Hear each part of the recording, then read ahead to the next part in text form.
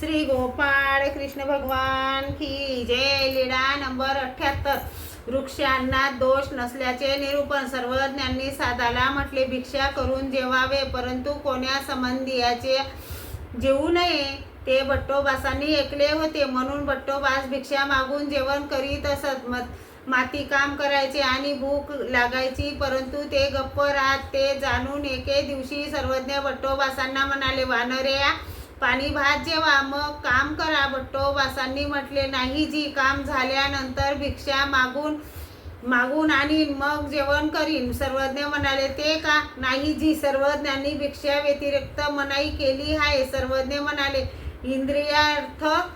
इंद्रियार्थ रस व्यतिरिक्त अन्नी काही गा दोषू नसे. नाही जी, तरी आपण का मनाई केली आहे. सर्वज्ञ म्हणाले, ते रुची करिता काही पदार्थ जवळ ठेवून संग्रह करीन, म्हणून मनाई केली.